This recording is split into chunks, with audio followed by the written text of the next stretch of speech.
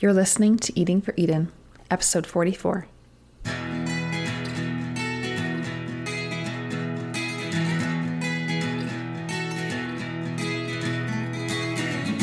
When it comes to doing something about climate change, your food choices matter. Thanks for tuning in to Eating for Eden, a podcast that takes a food-first approach to climate action. I'm your host, Jessica J. Schroeder, and I am passionate about food that tastes good and does good. I'll guide you with practical tips and help you thoroughly enjoy your food along the way.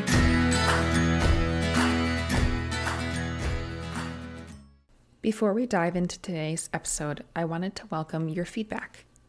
As we head further into 2025, I'm curious to know your thoughts. Are there any topics you'd like me to address? What am I doing that I should keep doing? Is there anything I should stop doing? I'd love to serve you in whatever ways you hope to be served. Snag the link for a Google form down in the show notes to submit your anonymous feedback. Your input really matters to me, so I hope you'll take a few seconds to send in a sentence or two. Thanks so much. All right, with that, let's get into today's topic. My days are largely driven by making and enjoying good food. So much so that when I'm asked by a new acquaintance, "What do you like to do with your spare time?" I tend to blink a few times with a blank stare on my face, only to somewhat apologetically explain that I just really like food. I bake sourdough. I'm a wine nerd. I love tea. I develop new recipes just for the fun of it, and so on.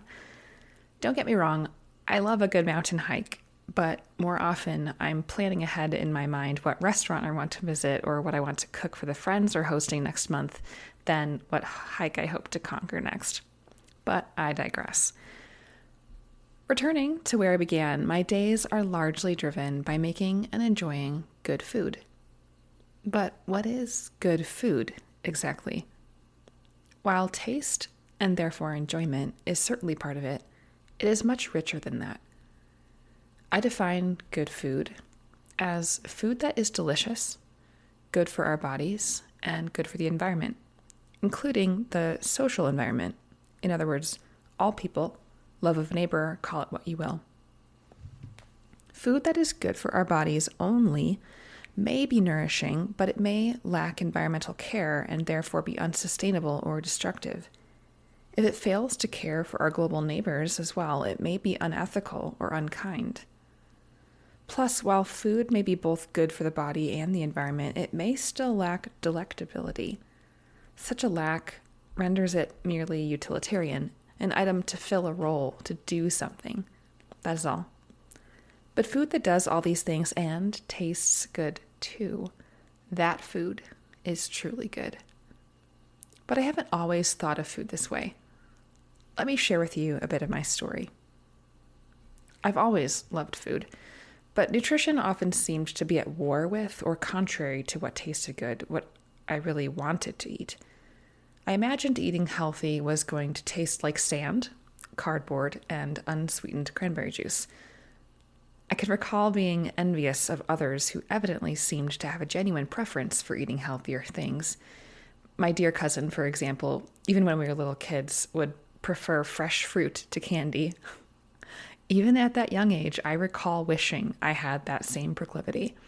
It's funny how even then I had a sense for what was preferable to desire, but my actual desires at the time were not in alignment. Fast forward to high school, and a close friend of mine was regularly cooking for herself with fresh veg, making healthy smoothies, and so forth. Once again, I looked at my own preferences for things like chocolate chip laden pumpkin bread, heavily enriched with butter and white sugar, I might add, and wished I could, quote, desire the good. My taste buds were enraptured with rich, sweet, fatty, salty, things that aren't necessarily bad to enjoy in themselves, but which occurred in contexts and at a frequency that meant I was too often enjoying them in excess and separated from other nourishing properties that good foods can have while still being delectable. My taste buds were used to these things, but thankfully, our tastes can change. In college, I began to learn how to cook in earnest.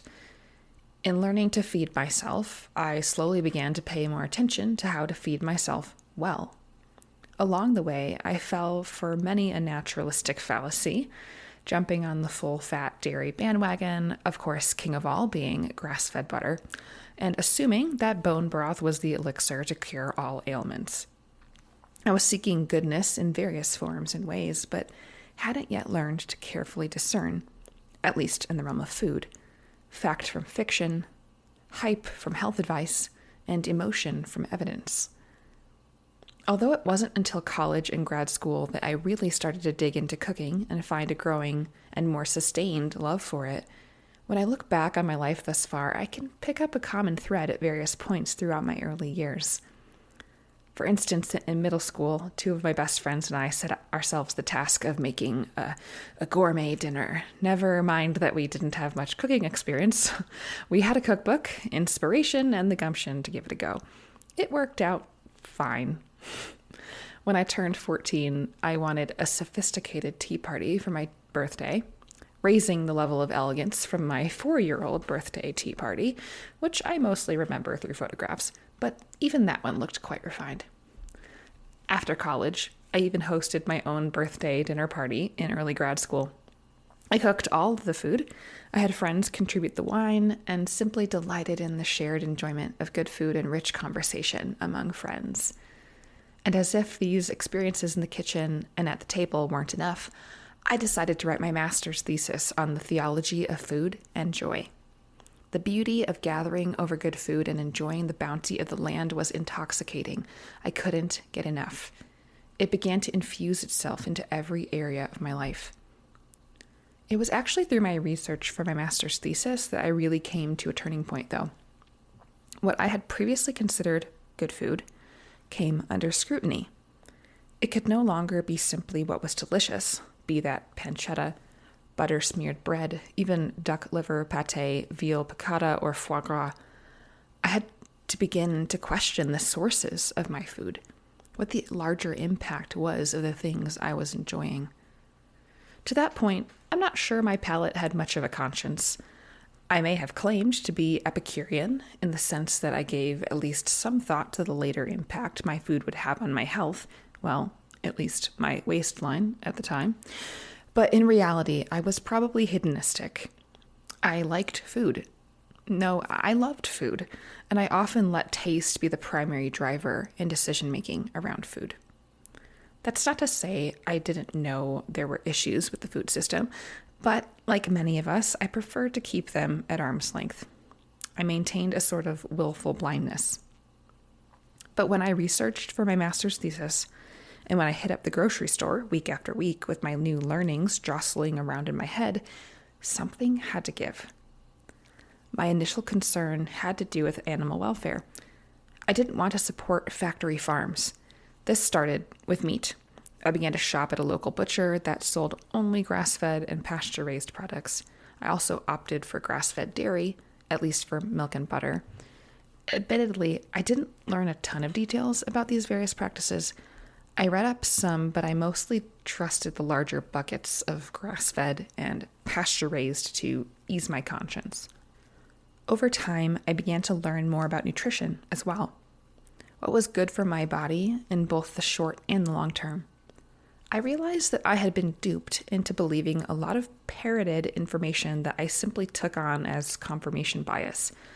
I liked butter, and thus blog posts and books that touted saturated fat as a non-concern, perhaps even a thing to be celebrated, became my go-tos for justifying my palate's preferences.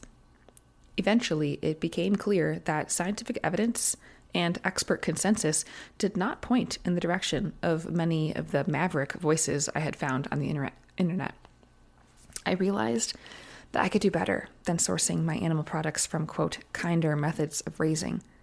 For the sake of my health, I could generally cut back and eventually nearly omit on consuming such products overall. So the shift began with animal welfare and moved into concerns about a growing interest in nutrition. Then came the environmental side of things. I think I mentioned here before, I grew up steeped in climate change denialism. I was shown an overly politicized version of the conversation in which two different sides were made into enemies, and in which the question was presented as largely unsettled, as if real debate and substantial uncertainty existed. In recent years, though, newly armed with better information, I began to reckon with the environmental impact of my food choices. The more I learned, the appropriate response to both nutritional and environmental concerns aligned beautifully. Plus, the animal welfare bit seemed like an added bonus. Plant predominant to plant exclusive dietary patterns were the clear answer. What's more, I also came to recognize the human welfare bit. Concern for humanity's good beyond nutrition came into view. Part of the environmental conversation is caring for our global neighbors, the ones affected first and worst by climate change. If the things I had chosen to eat on a daily basis years ago had been a contributor to their current or eventual suffering, I didn't want to be implicated in that any longer. Over time, all of this came to refine my definition of good food.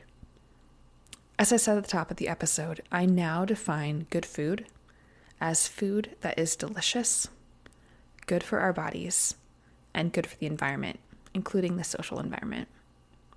I hope we can all move toward making the lion's share of what we use to nourish our bodies and eat to enjoy fall into this category. That our delighting might be for the mutual delight of all that are touched by the food choices we make each day. As far as getting practical, I have several past episodes to equip you for making truly good food decisions, both out of the house and in your own kitchen. See a list of episodes linked below in the show notes for such practical application. This episode also referenced a lot of topics I've addressed in other episodes, such as the environmental impact of our food choices, impact on our global neighbor, common concerns that come up with plant-based eating, and so on. If you're looking to learn more about these topics and haven't yet listened in, or just need a refresher, check out the show notes for suggested episodes on each of those various topics as well.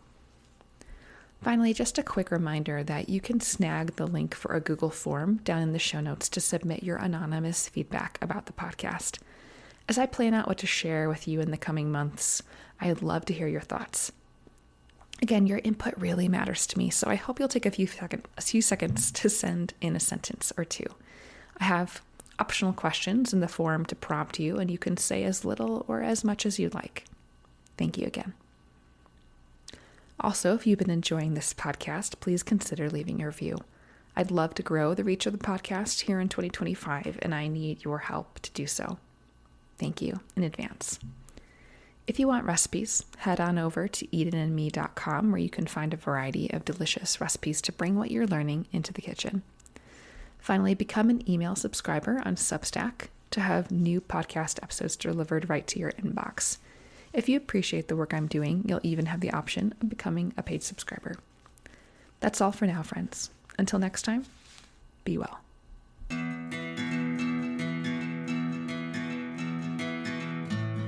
Thanks for listening to Eating for Eden. If you found this episode informative or inspiring, please consider sharing it with a friend. Climate change is an issue we all need to tackle together, so let's invite others to journey along with us as we continue the conversation and start taking action. Until next week, friends, take care.